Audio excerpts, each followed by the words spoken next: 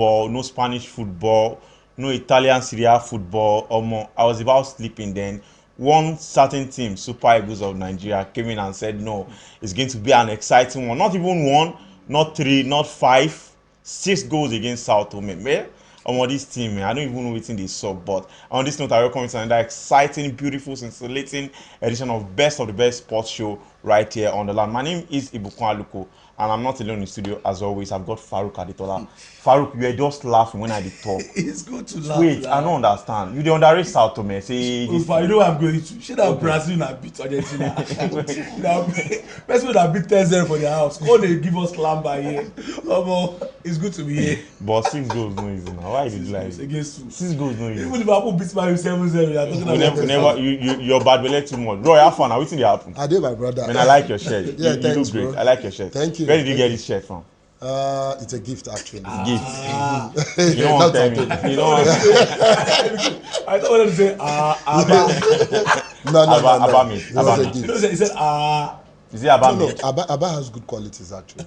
So is it Abba made? It's not Abba made. It's not Abba made. No, She was out to me this. So, Abdul, what's up now? How you doing? I'm doing well. Seeing you for the first time. It's nice to be here. You've been talking sports since when?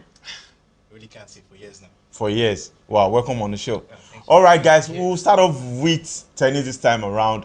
Coco Gauff, that lady, that girl, that small girl of yesterday, she's now a Grand Slam champion. Wow. And in fact, she did it in a grand style. Apart from being in front of her own fans, she was also able to show that she deserved that one. Farouk, let's talk about this girl. Last year, she was the one, she found herself in a position where she was the one crying, that she lost a final of the Grand Slam. But this year, after losing first set, I will not lie to you, I was like, Sabalenka has done it again. And the next thing I saw that, she was already leading the second set. Now, is this down to the psychological effect of the fans, behind her, or you just think this girl is talented enough? Well, if you look at the run of Golf coming into the US Open, you know that it wasn't all about the fans. Yes, the fans that the flush windows help her very well. Fantastic. But going into that tournament, she had won just 2 tournaments, in the last 3, and she was also on favorite behind who was supposed to win in the world #1 against Swiatek. But all through her journey to the final, she was blazing hot, beating everybody. And this is a girl that has played against virtually all the best players in the past. She came into the scene 4 years ago against Venus Williams, beating at that point in time, and she came too soon.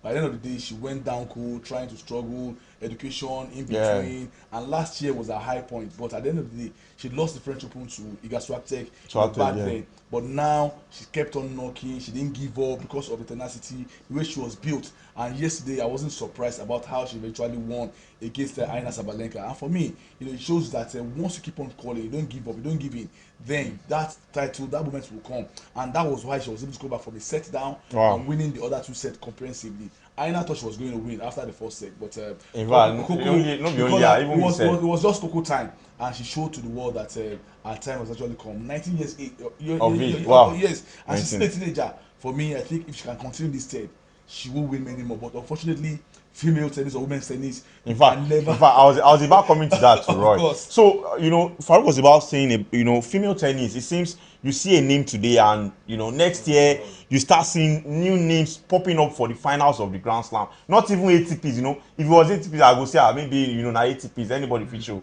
But a Grand Slam, I do you think Coco Gauff is someone who will be consistent enough to make us understand that she's here to stay like Serena Williams? Oh yes, of course, because if you look at her play, she's a very fantastic tennis player. Don't take that away from her. You understand? And at 19, for her to be mentally strong to withstand the Venus Williams, the Serena Williams. In fact, she's in the top 4 youngest to win Grand Slam. So you will know that she has a very promising career before her. You understand? And I believe she has come to stay. It's her time to shine, and she's actually showing a glimpse of consistency. Even though she went down, she didn't allow herself to remain down. She came up again, and just last year, between last year and this year, she has actually shown a geometric progression. And look at her, a Grand Slam winner at 19 years. Great. I mean, it's fantastic. Well, for me, I think I have another school of thought, concerning that, and I'm coming to Abdul straight. So my school of thought is the last time she was in the Grand Slam final was away from home in France. That was the Roland Garros, we call it. Yeah. But after losing the first set, like I said in my intro, I thought it was going to be Sabalenka again. So the effect of the fans, did it play a psychological effect on Coco Gauff winning that? I think it did. I think it did because You feel if she was away, she wouldn't have won that final? I don't think so. I don't think Okay. so. Because I think at first Zabalenka was ahead.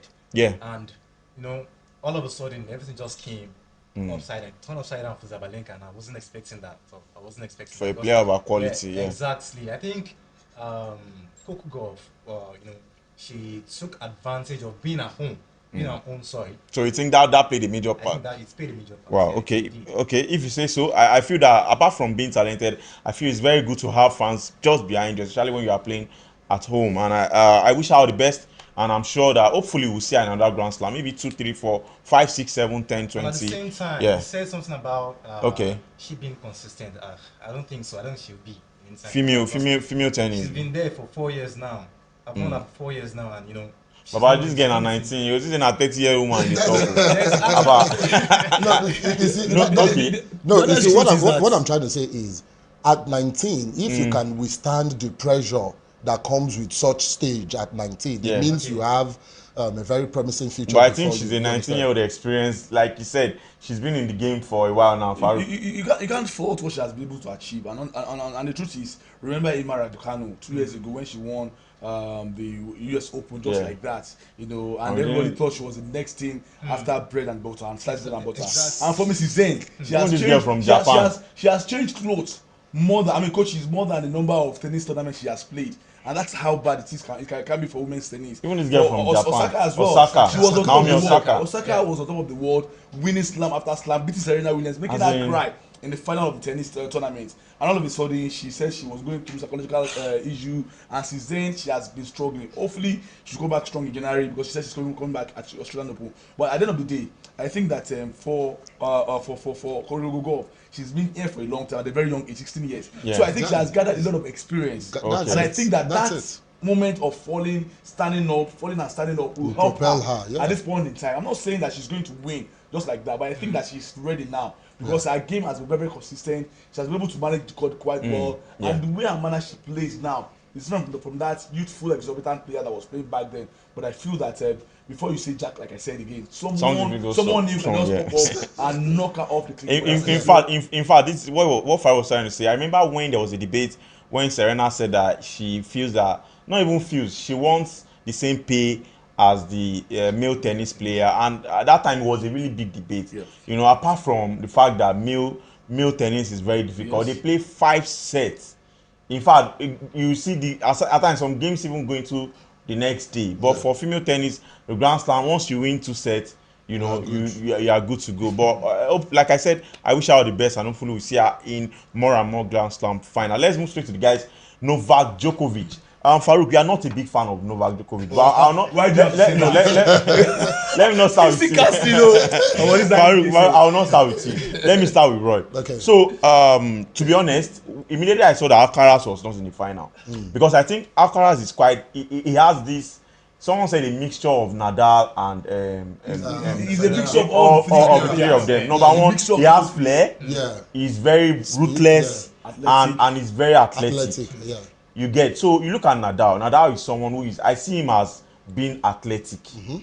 I see Novak as being ruthless, and I see Federer as someone who has flair.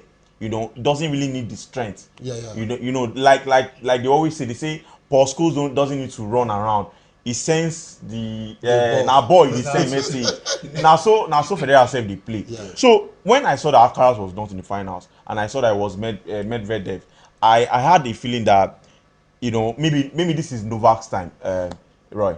Well, to be sincere, on my Twitter, I actually tweeted that this is the best tennis final. If anybody that wants to cash out, is the best final you can cash out because from day one, no, seriously, when I saw it was Novak, it's just for another day. You understand? So when I saw it was Novak and Medvedev, I knew Novak was going to take the day. I mean, he's no match. And if you watch the but Daniel has beaten Djokovic before. Honestly, 3 years ago in 2019, it was the same year that Daniel Medvedev won his own first title, and it was against Djokovic. That's what I'm saying. Yeah. But it was a straight set, to be honest. But if you look at that game, the second set alone spanned 1 hour 44 minutes. You know, it started around very late at night. I watched it through to like to 12 at night, and that game was just, it wasn't one-sided, but the result shows it was one-sided because it was straight set. But at the end of the day, it was about experience playing against a player that's also wanting for his own number 2 title. But when you have someone that is more than you, someone that's targeting. But your school, did you ever think when he was in Alcaraz in the final, you already gave it to Djokovic? I did because see, if you watch tennis quite well, what was playing through the mind of Djokovic was that this is the guy that stopped me at the point in time. I didn't just beat Djokovic; he defeated him also in straight sets. Wow. And that would be playing through the mind of Djokovic. But Djokovic it was a walk in the park for him. The only player, sorry please, the only player that can come against any opponent, whether you have beaten him 10 times before or not before, is Djokovic. He does not care.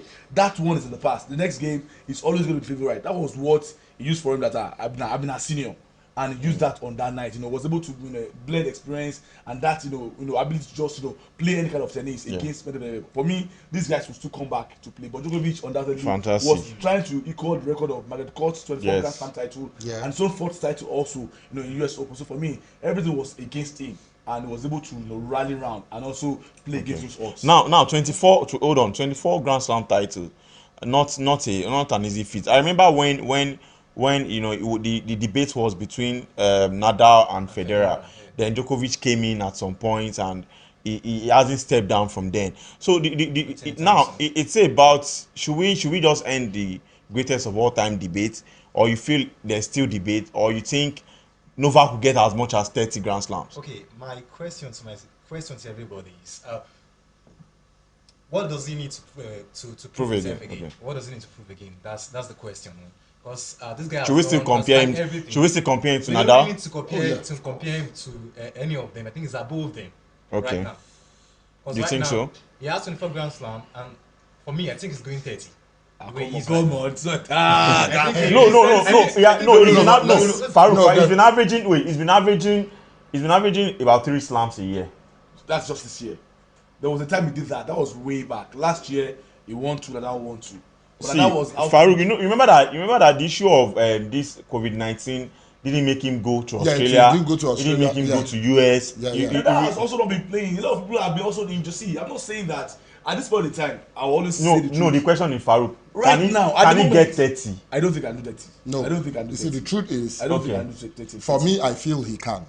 How? You understand? No, he has the experience. He still has this athleticism in him. You understand? What's his year slam for him to win? Australia. He has won. He has won 10 in Australia. Yeah. So I know that he's not really good on clay. I've seen. He's not a clay person. As bad as he is on clay, he has won thrice on clay. So I think it's only Australia and US. His best surface has to be Australia. And also Wimbledon. He has won 10 at Australia. He has won 4 at the US Open. That's what I'm saying.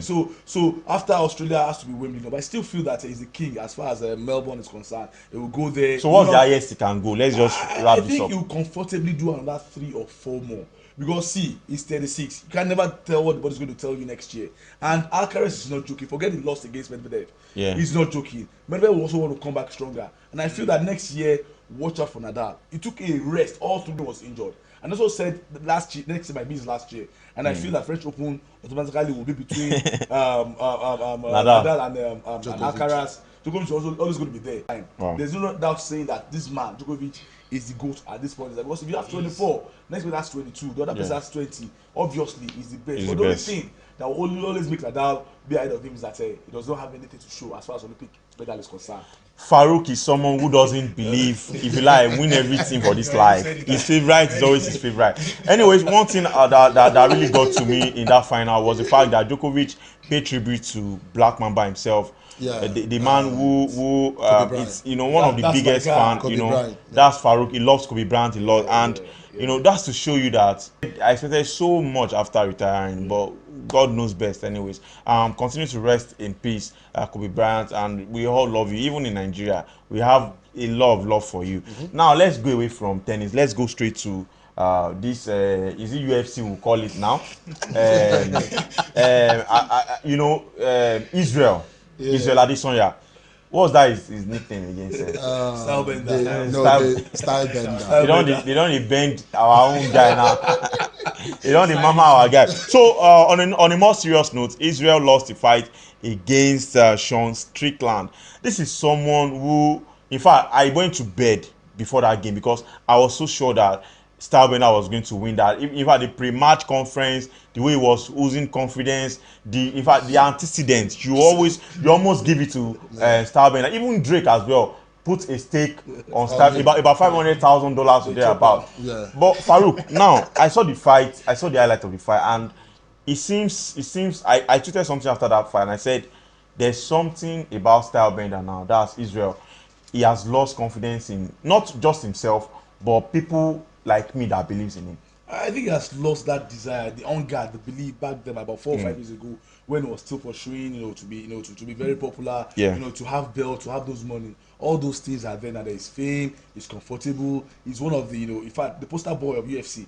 But once in a while, you lose your focus, and that was exactly what happened to him at that point in time. He was supposed to just, do a clean against the opponent, but this guy just came like Jack Robinson, and nobody knew exactly what was happening.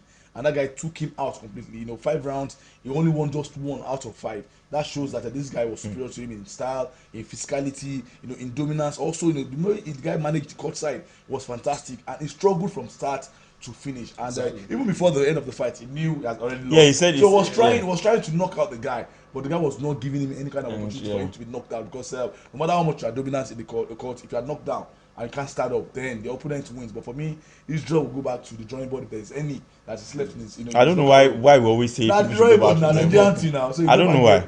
In fact, there has not been a surer fight for an opponent than what Sean Strickland put up against Israel. Now I want to relate it with Anthony Joshua and Usman Kamaru. It seems these 3 guys who have given us so much over the years, they are now falling apart just at the same time. What can you relate this to? Is it the fact that maybe they've been overconfident, or they've not chosen the right opponent, or do you think maybe age is just telling on them? Okay, so, no. It's like I keep saying, you understand? On our naira. Our economy. Not the economy. So for me, I feel it's psychological. Sports. When you are talking about sports, you need to be mentally ready. So you think these professionals are not mentally ready? No. Sometimes, let me explain it. Let me explain it so you can understand. So when like you Farouk rightly stated, when he was chasing a particular dream, you understand, he had this focus, this desire, this determination to survive. You understand? So he felt, he has gotten to that point that he has been chasing. Now the law of diminishing return is beginning to set in.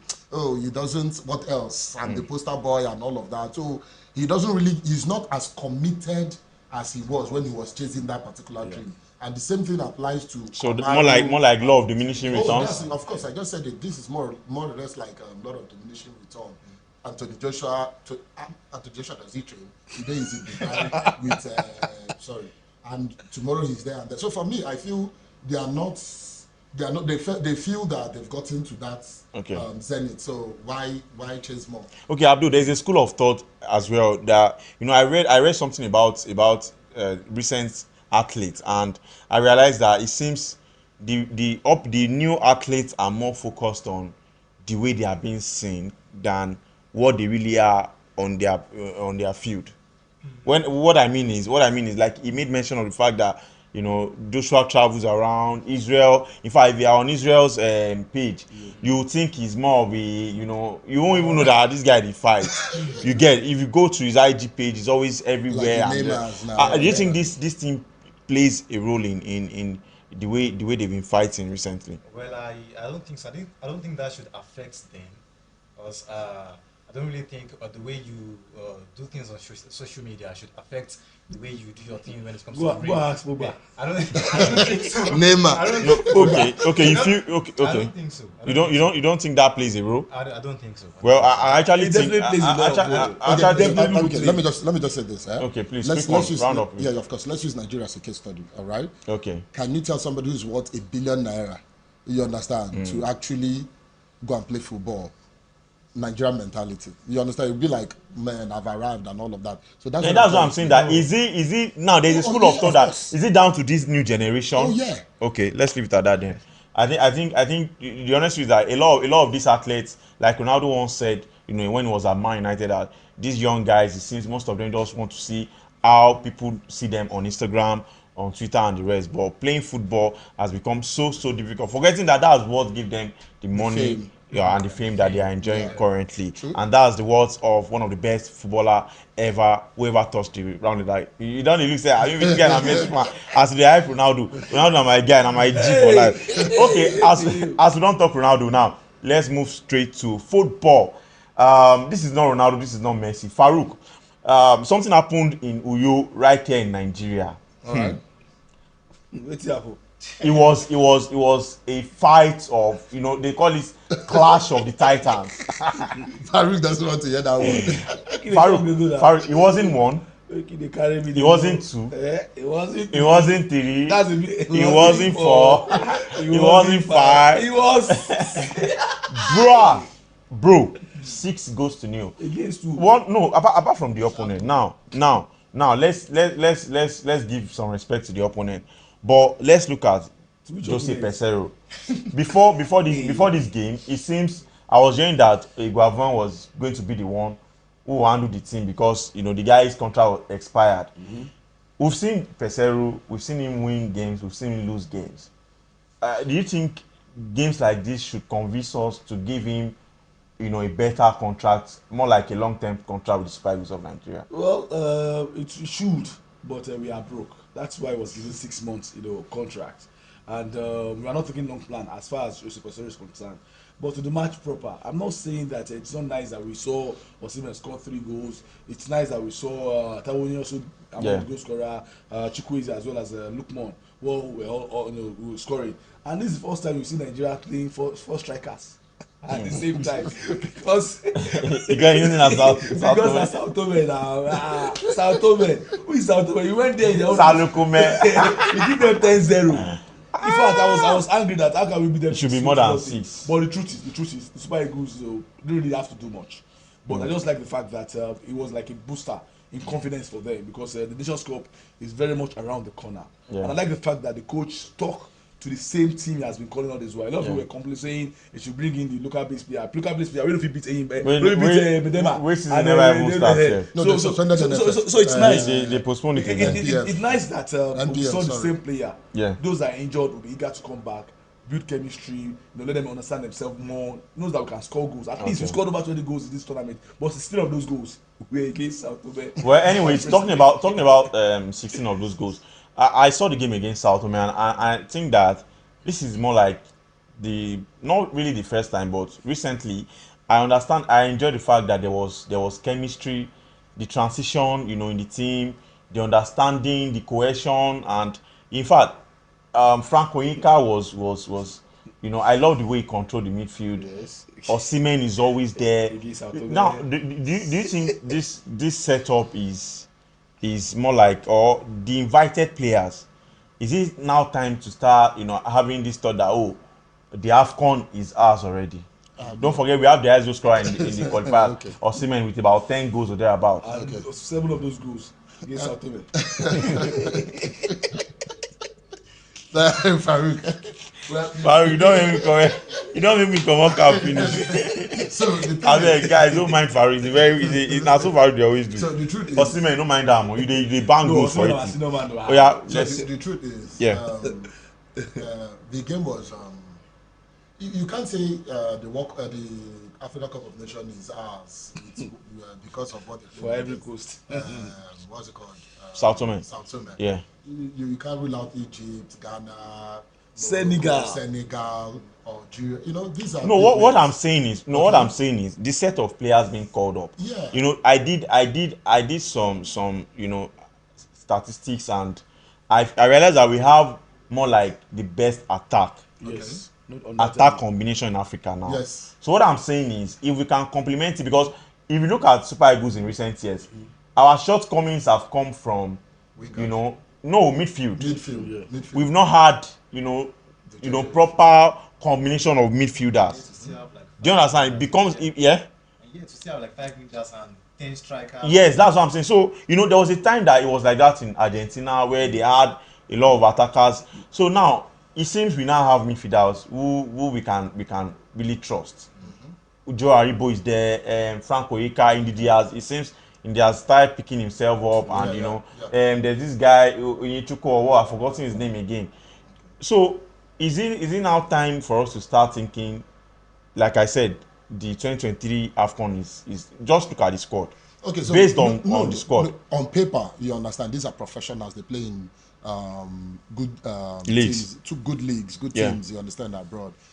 Yeah, when you look at their individual performances in their respective leagues, you understand they are fantastic players, no doubt about that. But like Farouk pointed out, we need that chemistry. You understand? They played fantastic football yesterday. The interplays, they link up. You understand, from the midfield to attack. Frank Onyeka and Ndidi. The combination was fantastic. You understand?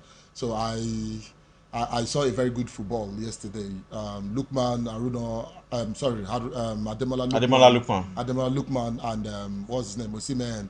You know, that was even Chukwueze when he came in. You know, it was and Ian Acho being drawn to to play from the midfield. Exactly, we can actually say it's Sao Tome, but you know, he's actually built. There's a glimpse of hope. Exactly, there's a glimpse of hope. That's the word. All right. Talking about glimpse of hope now. This guy has 20 goals already, and there's been this talk that the great Rashidi Yekini's record is in serious, trouble now. Victor Osimhen in about 16 games or thereabout. He has played 27. He has played 27 games and scored 20. He still has a lot of games in his belt. By God's grace, no injury and nothing. Do you think in 2 years, Osimhen will break that record? Yeah, I think he should. Osimhen is just 24 and he still has a long way to go. Yeah. So within 2 years, I think he should be able to, Yekini's record is 37. 37. That means he had about 17 more goals. Yeah. 17 more goals. And within 2 years, we play like friendlies. We play friendlies. There's qualifiers. There's World Cup qualifier. There's Nations Cup coming. I think you should be able to. Farouk, you understand what it meant for Rashidi Yekini to be the highest goal scorer for Nigeria. This is someone who, in fact, growing up, he was a respected entity. Let me put it that way. He was someone who achieved a lot with the national team. Osimhen, now he seems he's in the best moment of his life. Yep. All things being equal, in 2 years, do you think Osimhen will finish it off? Can he score 17 goals for the Super Eagles in 2 years? I think it's very possible. But and with the way and manner friendlies are organized now, qualifiers are being played because the World Cup, next World Cup, we have more African teams, participating, and we have other teams also playing there. Yeah. So I feel that it's very possible for him to break the record. But the most important thing is that he has to stay off injury. He has to stay off injury and perhaps have more games to play from time to time. So hopefully, I think he should be able to break that record. Well, hopefully, Osimhen should be able to break that record. 37 goals for great Rashidi Yekini. Osimhen. Well, I've seen him play. In fact, I was opportune to see him play in different stadiums. And I can tell you that this guy is not stopping anytime soon. Like I said, hopefully injury will not stop him from doing what he knows how to do best. We only wish Super Eagles the best of luck in the African Cup of Nations coming up later. Is it later in the year or next year? Next year. Yeah. So January. Wow. In fact, that's another problem for European teams with African players. Well, talking about European football, now let's go straight to Europe, where it seems as if there is a problem with Germany and Italy. This year, one time, football giants.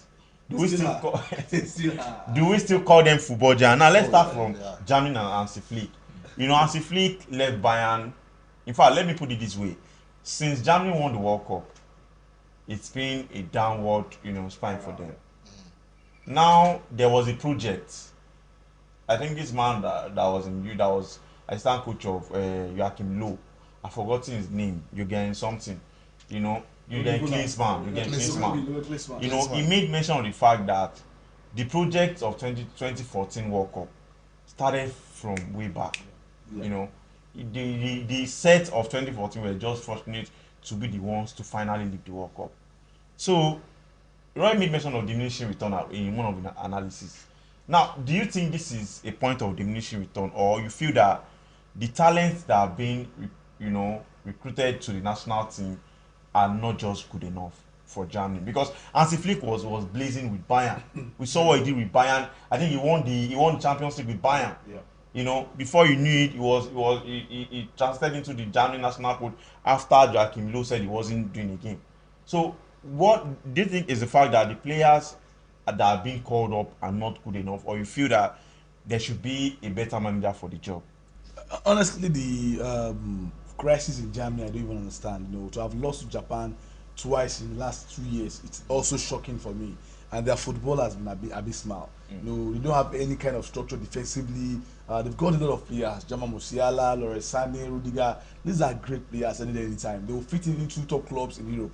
But I just don't understand what exactly is wrong with German football right about now. Talking about Hansi Flick, he's a coach that everybody wanted at that point in time when it was blazing hot with Bayern Munich. The way they play, they dominate opponent from start to finish. But it has not just worked well for him and Germany. To have lost 5 games in the last 6 games for Germany, they would never think that. And if there is one country that I know in football that they are very, very intentional about the way they play their football, the way they want their results, it is Germany. Unfortunately, does not work well, and that happens once in a while. Remember back then, before they came back to the World Cup to win the World Cup, they were struggling. They went back to the drawing board, tried to look at exactly what the problem was, and they found, they got a solution to that, and they were, winning constantly. But I think they need to just go back again and say exactly what they need to do about their football. But right about now, Hansi Flick is not the right manager. That was why I was sacked, and this is the first time a German manager will be sacked in over 90 years. Wow. Has never happened before. Wow. So it has never happened before. And now let's be honest with, and let's be fair enough with our analysis.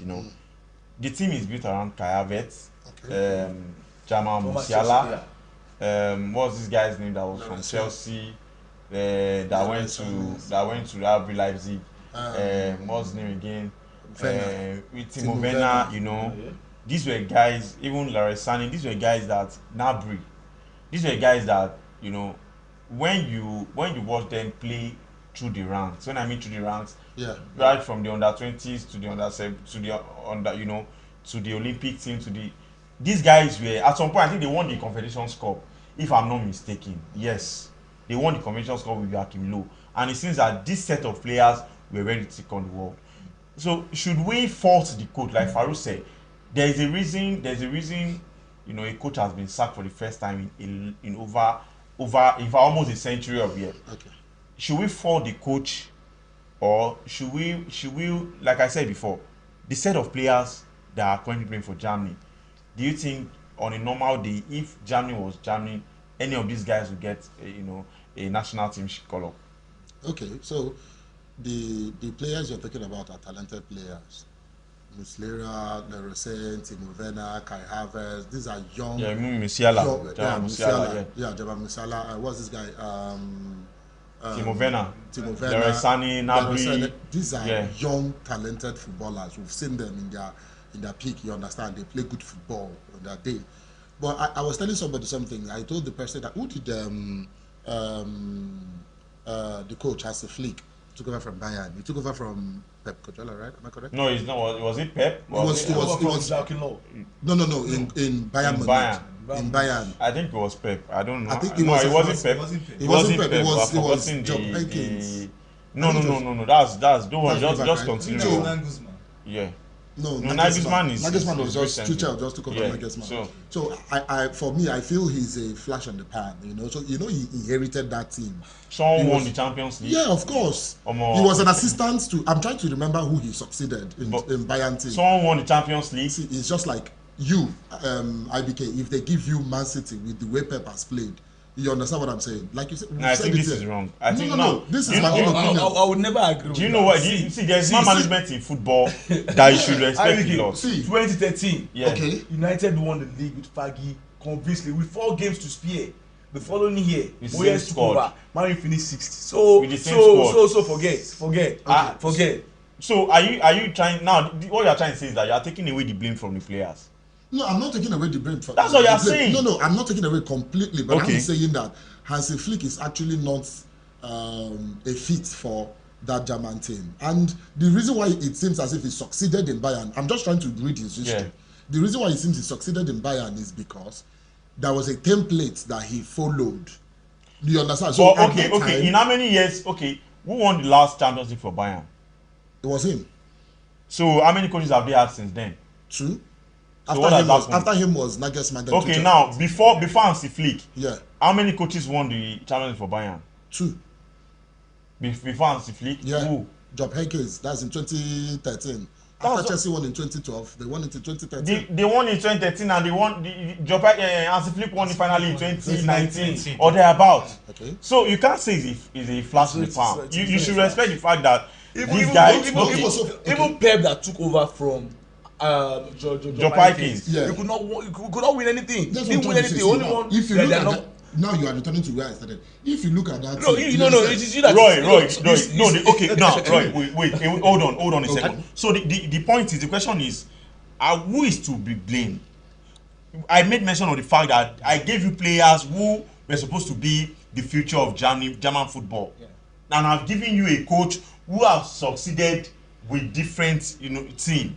So now they sack this coach in. This is the first time January started. Like Farouk said, who are you going to blame? Is it the fact that the players are not just good enough, or the fact that you feel the coach didn't get it right at Germany? I think we are not to blame the coach, because Absolutely. I think we're not to blame coach. Because Okay. right from time when before Joachim Low left his position, He was struggling too. He was Yeah, that was around he was struggling. He was struggling too. Let's assume he was. In fact, going hold to- on. In fact, I remember when Joachim Low said he wasn't going to call up what's their name again? Jerome Boateng. He wasn't going to call up the old guys. Ozzy, Jerome These Boateng, guys from Thomas these Muller. guys from Thomas Muller and the rest. But he had to say, guy, easy. Me and our guys, man, they come back small. When he saw that the guys He that are wasn't there. getting it right before he left. Okay. He wasn't. So you feel that the players The are to players, blame? I think the players are. Well, if I have Timo Werner, if I have Kai Havertz, and even myself go struggle, I'm not gonna lie. Even with my tactical knowledge, Baba, I go struggle. I don't talk. I go struggle. I feel that it's high time. German football started working on their grassroots, because in a long time, this is when we start. German Bundesliga are now bringing in. They are now buying players. You don't notice it? Yeah. That's what's happening now. That's true. Even the lower teams are now buying players. It doesn't happen like that before. Before, these guys grooming talent, then they grow them. That's how they show them to me. They become. They become. I always say that. Fear of Saudi. A league is reflection. A league will always be a reflection of the national team. Absolutely. I've always said Absolutely. it. If for England, the only reason England have not won Maybe something for South big America. is because of their coach. I'll say IBK. it. The day England will go with a proper coach, I think they will win something. No, they have Let's been. be that way. You see, it's just been England. They've been very unlucky, and I think that it's not about them not getting. Because the they have coach. talent. They have that talent. They Yeah. were in the final of the Euro Cup. Yeah. We're in the semi-final of the World Cup. So UEFA it wasn't as if they were not good enough. I still feel that Sergei is a fantastic coach. I've not seen them play good football. But Farouk, Like, if you have that number of talents at your disposal, shouldn't you have won something? IBK, they had better talent way back. It's a team that had for schools Lampard, Frank Lampard, Gerrard, Gareth Terry, Barry, Ferdinand. and they had coaches from outside the country. They had Capello. Sven-Göran For the time they had Eriksson. Trapattoni. They had so many good coaches, Eriksson. but they just could not win. For the first time So that in was England, good luck. they have been playing consistently well. They have been playing consistently well, but it's just unfortunate That that they've team not no been one able wants to to. face now. No one wants to face Of them course, now nobody wants to face them. Except maybe Ukraine. France, because of our ending and Croatia. Alright, talking about- France and Talking Croatia. about France, let's go straight to Italy. So Italian football as well. It seems as if since they won the Euros, Yeah, this was if like say everybody as they win something, like they come down straight. as it Mancini was. struggled a lot after that Euros. Yeah. They didn't qualify for the World World Cup. Cup, yeah. He struggled in qualifiers. He started experimenting. He will call this one today. He won't call him the next one. Start this striker. You don't even know who is He almost starting called from. Pedro, Gladio, and You Gattuso. understand? So it became a problem. Now they have Spalletti. Yeah, Yeah, Luciano. Spalletti. Spalletti is if you are talking about Italian football. Yeah. In fact, He's since the master. I've been watching Italian football, I've always known Spalletti. Yeah, of course. Moving from Roma to Napoli Inter to Milan. Inter Milan to different clubs around Italy. Now he has been given the biggest job in the country. it seems the team is still struggling. Let's make a case study. Let's just compare what's happening with Germany and what's happening with Italy. Is there anything similar to that? Do you think the coach is good enough, but the team is not good enough? I think let's spare Spalletti some thought. Just took over the job, and I feel that there is a shortage of talent a bit in Italy. I think Mancini left. Mancini left. Of course, he went to Saudi Arabia. Yeah. But for Spalletti, I think we'll get it right. But unfortunately, they played against a team that stopped them from going to the World Cup the last time out. Not Macedonia. I think they have their number right about now. But I think Italy will be fine. They're a traditional team. You don't realize. Are they going to make it to the Euros? They will. You don't usually see Italy as that Euro team. They don't play fine football. They just play the normal football. Defend well, remain dogged, score 1 or 2 goals, and clean up the shop. But I still feel they are still struggling because a lot of the brand teams have changed the way they are playing, and Italy also needs to follow suit. And if you look at the talent, the pool of talent before, it's not compared as what we have right about now. But give Luciano Spalletti a time to work with the team. I think with his style, with his technical ability, and also his know-how in football in Italy, I think they will come out good eventually. Okay, hopefully you come out good. Italian football, I've always said they need serious talent. In fact, after when that Euro said England, because I felt England should have just won that Euros. Italy were just on the run. Italy were just on the run then. They were 27 matches without they were on the run. You want to see something? I think they even struggled in that Euros to me because I think the only thing they did was just to defend their what's it called, but to play. I think Italy did not. They didn't do anything. Well, Italy did not play. The international but they won. But they won. Anyways, well, let's move away from the international break. It was like, to be honest, this is the first time I honestly enjoyed the international break. In fact, I enjoy them well. But it's time to go straight to the bread and butter of football itself. The bread and butter of football. The English Premier League, Farouk. Yes, sir. You don't run put down. Farouk the best. Okay, let me read out the fixtures for this weekend's game. Wolves will be hosting Liverpool on Saturday. We have Aston Villa against Crystal Palace, Fulham against Nottingham Town, Man United against Brighton, Spurs hosting Sheffield United, West Ham who are on a good streak against Man City, Newcastle against Brentford, and on Sunday we have Bournemouth against Chelsea, Everton against Arsenal. On a Monday we have Nottingham Forest against Burnley. So Farouk, let's just pick the games. Let's pick the games as it is. Man United against Brighton. Let's talk about Man United against Brighton. No. We have to talk about. You are shying away from me. I will not shy away from it because me, I don't support anybody forget. Man U against Brighton. The last time these two teams met, Brighton were the ones who were victorious. I think that handball by Luke Shaw gave Brighton the win. Yeah. Now Brighton, start to the season was also electric, by the fact that I think they were beaten by, was it Newcastle or no, West Ham. West Ham 4-1. But they bounced back against Newcastle. Yeah. The team is like someone said. I read one documentary about Brighton, and someone was saying that regardless of the coach that comes in, there's more like a system already that is bound to succeed. I don't agree. No, hold on a sec. Their recruitment, their the type of player they want, and the system they have. The style already. of play. Now, against Man United will be hosting Brighton. We know how United have become a team that are not in news for footballing reasons, but for domestic, violence and the rest reasons. United players. United players. Anthony is already out of the squad. We heard that until he clears his case. Do you think this will affect the team going into this weekend? Even without the issue of Anthony, it will affect the team. That's the truth. If you are talking about the proper football club, that no, me I go talk the truth now. You don't sit down anyway. You go reach Chelsea now. Yeah, you go reach Chelsea. But United have been struggling, honestly. Okay. They have been struggling big time, and they always tend to struggle against teams that hold on to possession. And if there's one team also in England that plays football the right way, it is Brighton. They will play you inside out, they run you ragged, they've got players that are very mobile. In spite of them losing too many quality players this season and last season. That's my point. That they have still remained very, very good. It's not about it's not about the system, it's about the ability of the coach. I'll tell you that. So if disabled, no, don't forget. You are saying about ability. There was a Graham Potter who was also doing something like that. Exactly. Where is Graham Potter? But Potter went to another club now. No, that's what I'm saying. IBK, Brighton is not that club that you want to say they have a structure. If you're talking about Tottenham, talking about Arsenal, if you're talking about Man City, Barcelona. No, you're calling it a big team. Okay, you see, I you must so. not be a big team to actually have a proper football structure. How many years? You understand? How many years have they spent in the Premier League? How many years have they spent in the Premier League? In the last, wait, hold on. In the last year. It doesn't matter. That's it. Continue. Last year, Newcastle actually wowed everybody. You understand what I'm saying? They came out with a different brand of football. Same with West Ham. West Ham won the Conference League last year, right?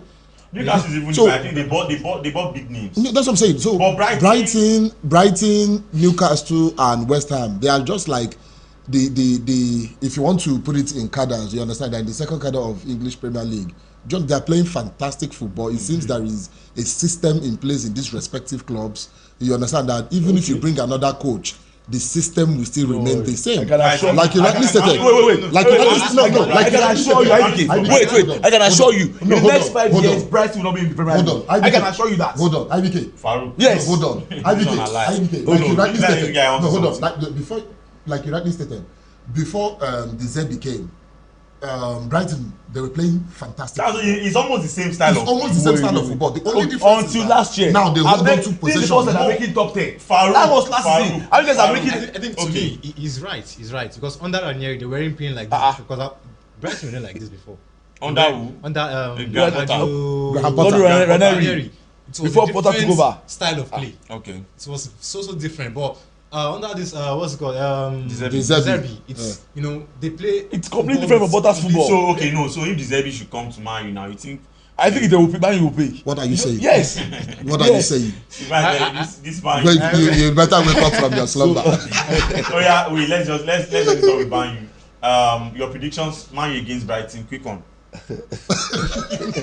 Even him cannot even predict well. He knows he's losing. I pass. No. You have to give the start from me. Let me start from you. Okay. Man U against Brighton. What was your prediction? Man U 0, Brighton 2. Okay. Brighton. What are you giving? Yeah, so I'm seeing a 3-1. 2.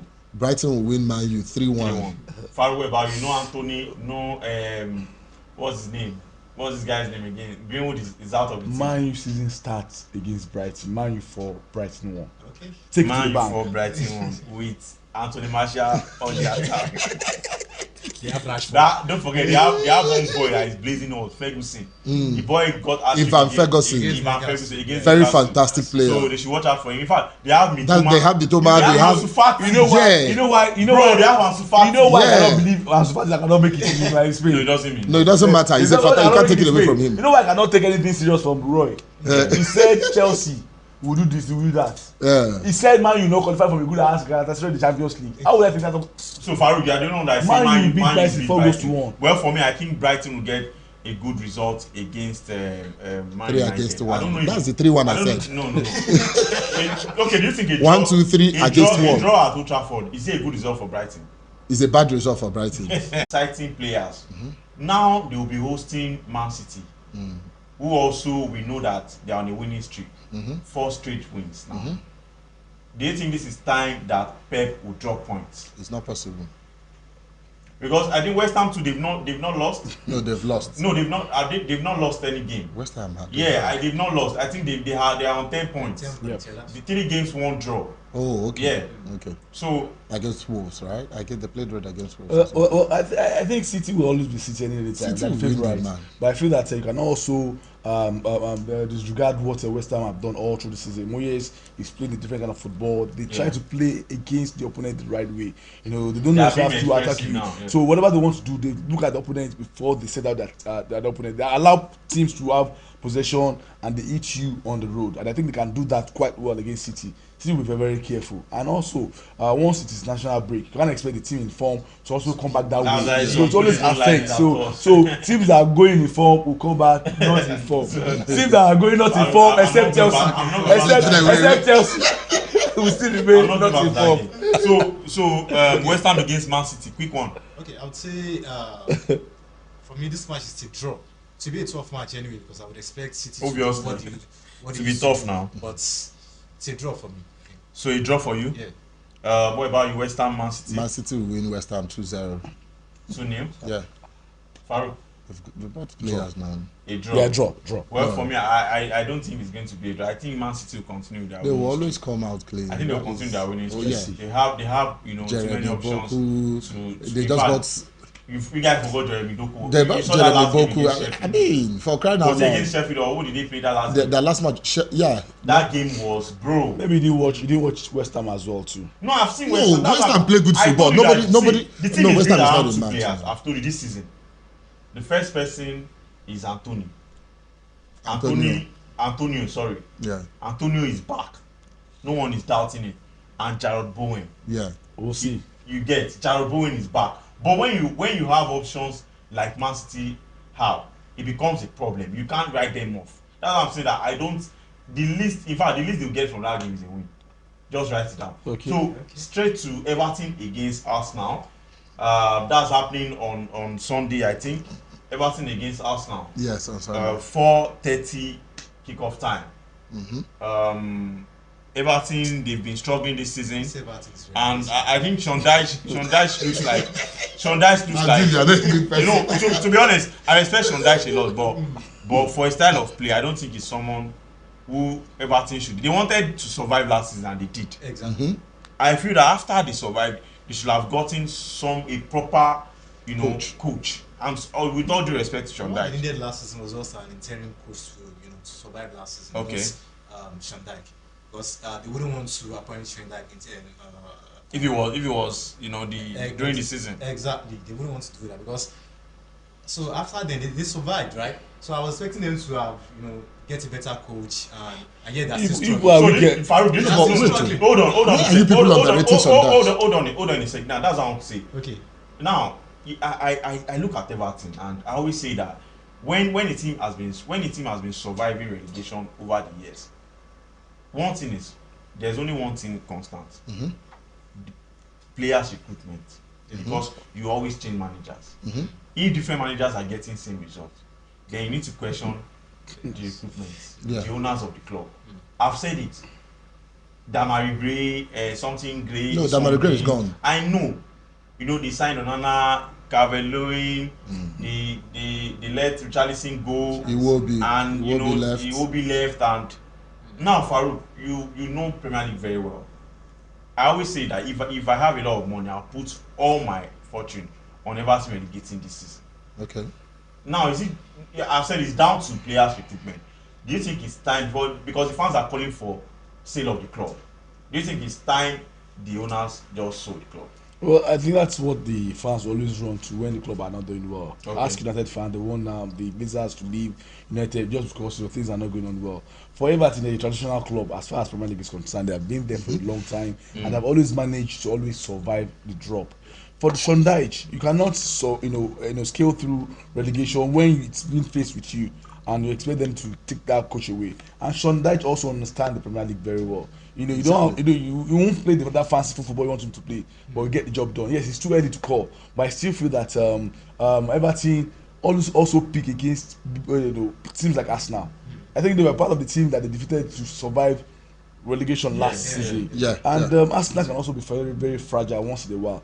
But whether the recruitment is a problem, because if a coach is asking for a player and you are giving it to the player, then it is on the coach to find a way to survive and to make those players gel very well. Lampard was also a coach at that point in time. He could not get anything done. So it seems that they have been buying the wrong player, I have to admit. But at the same time... So now you are saying it's players recruitment. Yeah. Okay, now let's go straight to Arsenal's performance.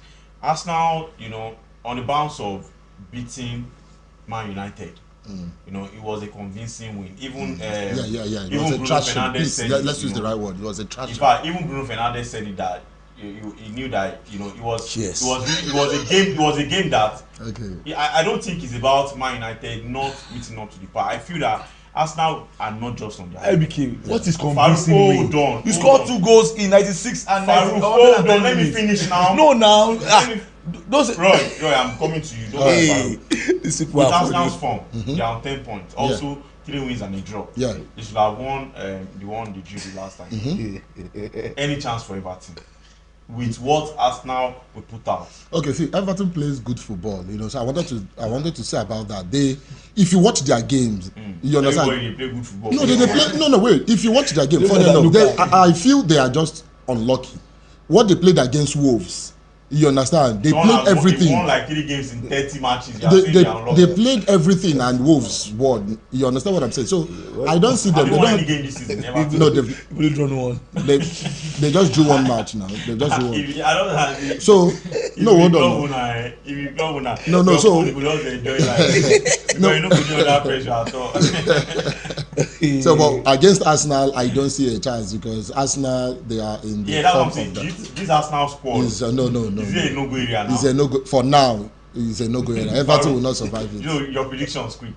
2-0 to Arsenal. Yeah, Arsenal will win 2-0. At Goodison Park. 2-2. So you are not giving any goals to Everton. No, Everton will not score one. 2-2. No, I don't think. Farouk is just joking. Farouk is just joking. And they beg me. Guys, and they talk about and they beg me. Guys, you guys know us on this show. I know Farouk is joking, so let me ask him again. Farouk, what's your prediction for this? Best bet for Everton to get a draw. Everton Arsenal, Everton best bet a draw. Best bet a draw. Yeah. So they cannot win. Yeah. I did my house. This is my best bet now to draw. Everton, see you in our life. But yeah, Everton Arsenal. 2-0 to Arsenal. 2-0. So you are not seeing Everton score. On me, it's going to be trash. I've seen Everton play and it's going to be serious trashing. I think it's going to be 4-0 in favor of Arsenal. Let's go to the last one, Premier League, for our predictions for today. Bournemouth against Chelsea. Abdul, I'm starting with you. Let's go. Wait. Bournemouth, not really convincing as well. Yeah. They have always been, an undulating team. Never a team with an undulating performance. You can't really put your money on them. So with their recruitment this season, I think they signed this Cleveland boy. And it's going to be loan. I think it's loan. Is loan? He's on loan. They have Solanke, some very interesting. Billings is still there. Against Chelsea, a struggling Chelsea side who has Caicedo, Laicedo, and Maicedo with Enzo Fernandez, with Enzo Fernandez and younger brother of Bruno Fernandes. Okay. Guys, we joke for this show. Where are no best? Now Chelsea they make me do like this. So brother, let's just be honest. No say to me. Okay. Talk true. It's the truth. So Chelsea are going away. They are playing against Bournemouth away from home. Now it seems Nicholas Jackson is still not getting it right. He had a couple of chances in the last game. They could have won that game, but they lost. Now they are going against Bournemouth. Do you think this should be a breath of fresh air? Coming back from the international break, the players will be fresh enough. Is this another opportunity for them to get another 3 points? I don't think so. I think that's 50-50. I think it should be 50 because Chelsea this season they've not been performing up to what everyone expects them to. Because and if you look at the signings Chelsea made this they signed about 11 players. And all of them are just like common players to me. It's not just to me because like how? What do you mean? Because all the players the same. 11 response. I'll do just a disaster.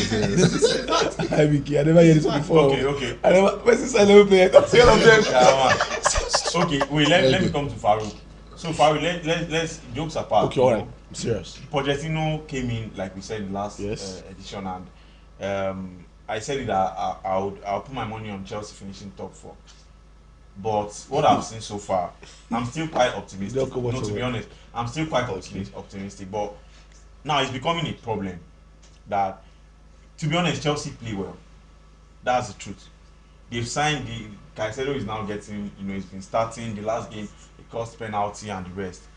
Against Bournemouth, I always say that when a team is struggling, when a big team is struggling, the only fixtures they pray for is a less tougher fixtures, just to get their mojo back. It happens to anybody in the world. Go and check it. You don't imagine you losing games and the next person you'll be playing is Liverpool, is Chelsea. You'll be feeling bad as well. So this Bournemouth game, is it coming at the right time? at the right time, honestly, to be honest, because 2 week break, Yeah. no football, the coach find a way to bring the players back together, perfect zone tactics, exactly what he needs to do, and also reevaluate what he has been doing wrongly. Yeah. And I think that he has a perfect time to. But we also look at the Chelsea team. Like I've said, they are playing well, but the players are still relatively new coming together. They will turn up good. They will turn up good, but it might just take time. The last time we were talking about Sterling playing quite well. But look at the sitters they missed against Nottingham Forest the last time out. It will be very difficult. But still, I think that if Chelsea should be winning, like you have rightly pointed out, these are games they have to win to start bouncing back. But for Bournemouth too, they have not been playing quite well. And teams like this always identify teams that are also struggling as far as being a big team is concerned. Teams Wolves did it to United, some other big small team did it to United. Once they know that confidence is not there, they will not fear you. If you are playing well week in, week out, they will know that yes, you're going to take them out. But Chelsea have not been doing that. But the 2 weeks is a reprieve for them to bounce back. Can they do that against Bournemouth? Certainly yes. But will they do it? I hope not. Now we saw Mikhailo Mudryk in the international break, and now people are calling, they are calling Pochettino to make that bold statement, giving this guy a run of play. See, I've always said it. I've always been a fan of giving players time. When I mean time, I mean playing time. You can't be giving players 10 minutes, 5 minutes, and you're expecting to do magic. I feel Mikhailo Mudryk deserves playing time. We saw him play for Ukraine. Now, Bournemouth is a game that you can a little bit experiment. You are not playing Chelsea, you are not playing Liverpool, you are not playing Man City, you are not playing Arsenal. Is it time for Pochettino to start trusting Mikhailo Mudryk? Currently Pochettino is somehow under pressure, so he wouldn't want to risk. But we saw him in the international break. Yeah, of course, he played well. I watched the game. You understand? He played very good football and all of that. It boils down to the coach. Everything still boils down to the coach. You understand? Is he willing to give him time to, get his confidence back, get his mojo back, and all of that? He's a good player. Nobody's taking that away from him. But each time he dons the Chelsea jersey, it seems he lacks the weight, probably the money, the sign-on fee. No, I think it's the second season. So you should have there is this. He looks so pale and all of that. So he lacks confidence wearing that Chelsea jersey. But when you see him in Ukraine jersey, he's a different being altogether. And you'll be like, is this not the same person? So I think. It has to do with the coach, So if the coach is willing to risk it, like you rightly said, experiment, give him like 3, 4, 5 matches. Now, if you were the coach, if you were the coach, with what he played yesterday, with what he played yesterday, you understand? I would want to give him a time. I would want to start him tomorrow, Sunday match. Sorry. Okay. Well, I feel that players, when they are down, there should be some sort of, that's why we call them managers. They try to manage people and manage how bad the player is performing. I remember when, like I said, when I was talking to Frank Oyeka as well. He said at times you as a player, you know that you are not playing well, but you still be open for playing time because that's the only place you can show that you have improved. So it's so bad that a player you are not playing well and you are still not getting playing time. How well do you want to prove that you have improved? So before we leave, your predictions for Bournemouth against Chelsea, quick one. Well, I feel it will be. Chelsea time to rebound, you understand? So Chelsea 2-1. Chelsea to win 2-1. What about you? Yeah. Chelsea 2-1. Farouk. Wait, Abdul, which club do you support? I'm a Real Madrid fan. Okay. Are you Baba? So Chelsea 2-1. Farouk, you? Opposite. Bournemouth 2-1. Bournemouth to win Chelsea 2-1. Well, I think Chelsea will easily win that. To be honest, I think they should get that one done and dusted, especially knowing that international break is done and dusted. A lot of these players will come in fresh and good. Let's end it up with the Milan. You just picked form in not in Chelsea, in AC Milan. But I think it's going to be very, very close. I feel that both teams will play good football. I think it's still feel Inter Milan. No, I think Inter Milan will edge it. It has always been. Inter Milan will edge it. They have that experience. For me, I have a different prediction about that particular match. I feel AC Milan will come out tops this time because of Pulisic. You understand? Not because of Pulisic. You understand?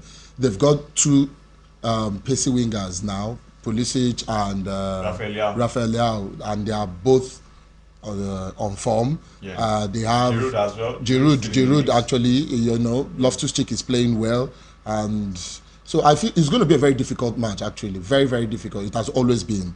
It's a Milan derby, you understand? So, but I feel AC Milan will edge Inter this time around. AC Milan to win. 2-1. Farouk, what about you? Inter to win.